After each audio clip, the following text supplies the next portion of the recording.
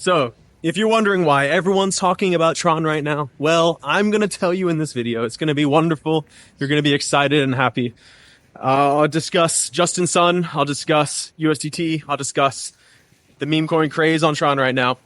You'll know everything you need to know. See you inside.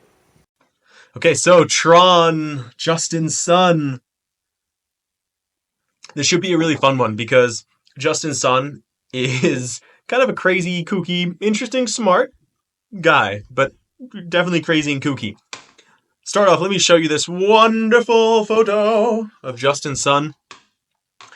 Some things we can take away from this. Number one, Justin Sun is the star of Tron. Number two, this is Chinese iconology, and this is because Justin Sun was born in China, 1990, same age as me.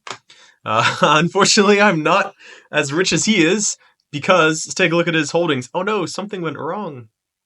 Let's see if this loads again. Justin Sun has over $1 billion. I don't. Very, very sad. While this is loading, let me just show you an image of it. It's all the way up here. So let's just do this in a new tab. Okay, so this is what I'm trying to load here, but it's still loading. Oops, wrong one, sorry. So as you can see, he has over $1 billion, and very, very impressive. You know, not the world's richest man, but he's probably one of the richest men in the world. Okay, we can take a look at his crypto holdings. Most of the stuff he has is Ethereum, USD, nearly 400 million in Ethereum. So very, very rich guy. And this is his personal wallet. So very rich. Let's see, still loading. Let's just move on. But one thing we should note about this, as it does in this article here, is that this might not be everything that he has, right? So it notes that these wallets are actually connected to his transaction history. So we don't know if this is actually him or not, but it's probably him. Like it says here, adds another nearly $1 billion to his net worth. So very, very wealthy guy. The question is, how did this young lad here make all this money? Well, I have his Wikipedia page, and let's just dig into this because he's kind of a crazy, weird dude. Obviously, he's a smart guy, right? So he has a history in internet technology. He founded an app called Paywo. Okay, but if we go through these things really quickly, I just want to point some things out. Number one, in 2018, he acquired BitTorrent, and then he renamed it Rainberry, which is a stupid name. But he acquired BitTorrent, which is pretty impressive, like for 140 million. But then the question is, what has happened since then with BitTorrent? Pretty much nothing. On top of that, he acquired the crypto exchange Poloniex. This is actually probably a better investment because Poloniex is still active, still being used. But as you can see here, right, unfortunately, it has been suffered hacks over time. So, unfortunately. Other things here, right? So, like, he was Chinese, but he acquired residency in Maltese, right? Probably trying to evade someone somewhere. I'm not going to name who. And on top of that, all this other stuff, right? Well, one thing here to note is this guy, Justin Sun, obviously very rich. Can I see it? Not yet. He's obviously very rich, and on top of that, he is not scared to use this money. So, like it says here, he spent more than 100 million on NFTs, right? Pablo Picasso, Andy Warhol, all sorts of different things, right? So he likes to spend his money as well. One more note here, he tried to be a diplomat and failed at that because he was indicted by the, let's see, so unregistered securities. Okay, here, the SEC, essentially. He was sued by the SEC, so he had to step down from his diplomatic post. Makes sense. This guy has kind of a shady history, as does anyone in crypto. Let's just be honest. Also, as you can see here, pending cases on BitTorrent, Tron, etc. One more thing here I'll mention because it kind of relates to later is there's a lot of talk of Tron being manipulated through market making, and I would guess it's true. Most tokens manipulate their tokens. Most projects manipulate their tokens. I'm guessing, based on who Justin Sun is, he probably does the same thing to TRX. So just be aware of that. He paid nearly $5 million to have a private meal with Warren Buffett, and it actually didn't happen, right? So he bought it in June 2019. Didn't happen. Eventually, it did happen the following year, but again, crazy dude. Look at this. He won the auction, paid $28 million to fly on Blue Origin, which is Jeff Bezos's rocket. Anyways, crazy dude, spends his money. Okay, we know a little bit about Justin Sun. But I wanted to next move on to his blockchain. Okay, he is the founder of something called Tron. Okay, and like I said, Tron is the token. TRX is the symbol. This is a blockchain, a layer 1. And this may be a little bit confusing to you, so let me just break it down. Proof of work, that is what Bitcoin is. That's where you have millions or thousands of computers running algorithms, and they're proving their work through electricity. Okay, that's one type of blockchain. This is it says, okay, by the way, I want to note, less incentive to centralize. This is kind of not true. So just ignore this first line here. But Bitcoin, right, there's incentive to centralize, but it's really, really hard because in order to do proof of work, you have to have more computers, you have to spend more money on electricity, so centralization is pretty difficult. Proof of stake, this is what Ethereum does.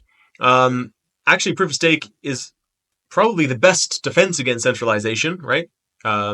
It's really hard to, as I buy more tokens, the price goes up, and then everyone else has more incentive to hold, right? So it's really hard to centralize in proof of stake, which is what Ethereum is. Ethereum has some advantages over proof of work in Bitcoin. So Ethereum is more energy efficient because there's no computers running.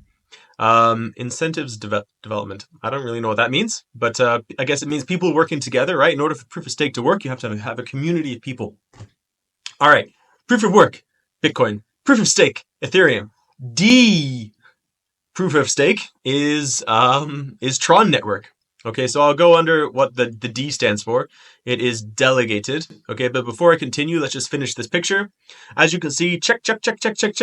I don't know how accurate this is. Again, this first row I know is not really accurate. But yes, proof of stake, delegated proof of stake, it does have higher transaction volume. I'll tell you why in a second. It does have faster confirmation time. I'll tell you why. It is energy efficient, and it does kind of have incentives development, depending on what this means. So there is improvements here of delegated proof of stake over proof of work. But there's some major trade-offs, major downsides, okay? So let's go through this. This is essentially how it works, right? So what proof of stake is, POS, is imagine I have, I think it's 32 Ethereum. I take my 32 Ethereum, I put it into, I stake it essentially, and I get rewards for that. And also I have voting rights by doing that. If I do something bad, then they can slash, which means take my money. So I lose all that money. So I'm incentivized to not lie and not do bad things. Delegated proof of stake is exactly the same. The only difference is it's delegated, which means there's a group of delegates. In Ethereum, anyone with 32 ETH, I think it's 32, anyone with 32 ETH can become a voter and can be part of the network. But not in Tron. Tron, they have only a select group of people, okay? So this is one of the major trade-offs. It is a predetermined number of top voted candidates chosen as delegates. There's pros and cons to this, right? The number one con is that this is not decentralized. Because what if I am a good person and I have enough Tron, I want to be part of the network, but Justin Sun hates me? Well, he's not going to let me become one of these top chosen delegates, right? These are voted in. There's some decentralization there because hopefully the system is fair and people vote for good actors, but because there's only a certain amount of spots, there can be sort of manipulation here. Let's see. So voter apathy, what else? Wealth concentration. So this is an issue of both proof of stake on Ethereum and on Tron, which means the rich people get richer, the poor people get poorer, okay? Incentive to collude. This is why I think this chart here is wrong, right? Incentive developments. Oh, sorry, less incentive to centralize. This is wrong. On delegated proof of stake, you have more incentive to centralize because if you have only 26 people that are the delegates, well, if I can be friends with all these 26 people, no one else can get in, no one else can change it. So it's very, very centralized. Okay, so incentive to collude, it is there. I don't know if the governance is more complex. Ethereum probably similar. Okay, so there's lots of negatives. There are some positives though. The reason why it has all these checks here is because when you have less people, things happen faster, right? So because there's only a smaller group of delegates, that means blocks can be created faster. You can validate transactions faster. Okay, so things are more efficient. If there's a problem, it's much easier to talk to 27 people, 26, whatever it is. Let me find the actual number. Oh, it's 21. Oh no, that's EOS. By the way, here's some examples. EOS, Tron, Lisk. These are all using delegated proof of stake. Anyways, I'll move on to the next topic.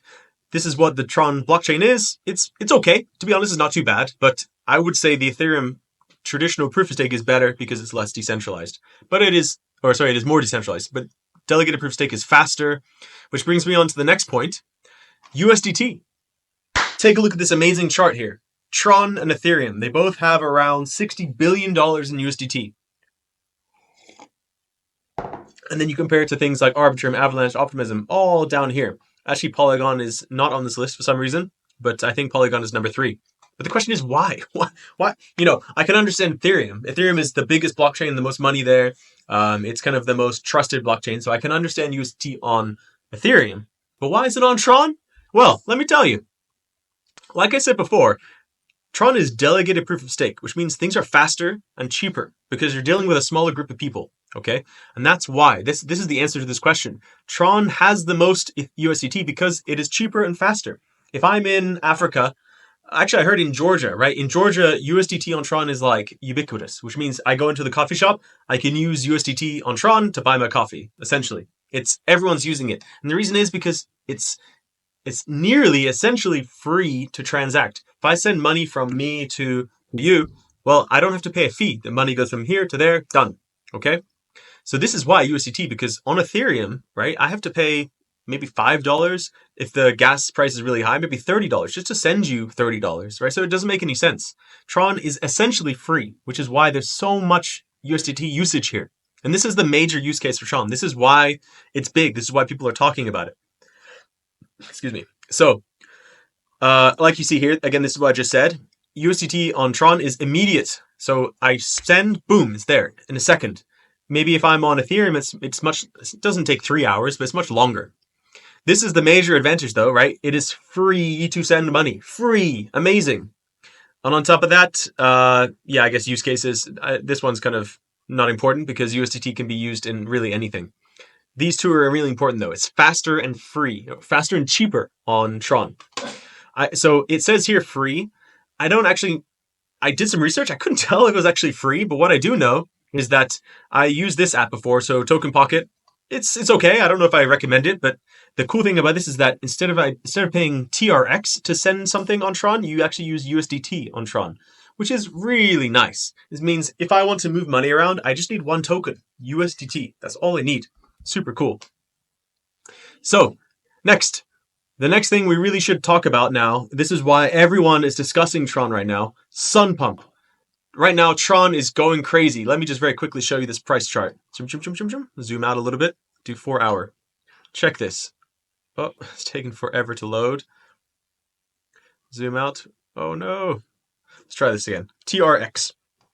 I just want to get the TRX price. Hopefully this next one works better. Oh, this is Tether. I'm sorry. TRX. Okay, well, anyways, I can't find it, but what I will show you is this one here, Sundog. Okay, so Sundog is a meme coin that was recently created. You can see it's only just about a month old, and it's just gone up, up, up, up, up, up. Okay, and this was made on the new Sun Pump, which is like Pump.fun, which is a Solana project. It's like Pump.fun, but on Tron. Okay, so this is the major competitor to Pump.fun. It's called Sun Pump. And you can see, like I said, Sundog is one of the tokens that was made on this chain. If you don't know what Pump.fun is, it's essentially like a meme coin factory that anyone can make their own meme coins. Here's what it looks like. You can see these are all these meme coins. There's some smart things here, right? One smart thing is that Sun Pump, they give incentives to the meme coins, right? Pump.fun is kind of a little bit more decentralized. Anyone can do it. Anyone can pump it. Okay. But Sun Pump, they have some more incentives where it's like if your token gets to a certain point, then you get some funds, etc. It doesn't really matter. This is why Tron is super hot right now. Okay, and I think I'm almost done. Let me just close these things. Again, Sundog is one of the tokens that was made on here. And you can see it's going up. So this is very, very new. This was like, this is hot news right now. The last thing I really want to do is I wanted to show you the TRX price chart. There's one thing that I think is pretty interesting here. Okay, this is going to work. Okay, so take a look at this chart. You can see it's going up, up, up, up, which is, understandable. Talking about the USDT on chain, talking about Pump.fun on Tron now. One thing I want to note though is this is the last pump right here, right? 2021. It never was able to pass its original all-time high. Most tokens at this time, went way past. Bitcoin went past, Ethereum went past, but Tron didn't. It kind of was a little bit lackluster in the last cycle. But we can see it's already past the last cycle, and it's pushing to beat this all-time high. So I think Tron is something to watch, because if it can push past this, then the use case on Tron is even higher, right? Who knows what the sky is? I'll wrap it up by saying Tron is interesting. I recommend you guys take a look at it, but also be aware that its system is slightly different from Ethereum. It is slightly more centralized. And also, Justin Sun, the founder guy, he's kind of a questionable character. He's not scared to do things that are more gray area. So just be aware of that. Okay. Hope you like this video. I hope one day I am as rich as Justin Sun. Let's make it happen. See you guys.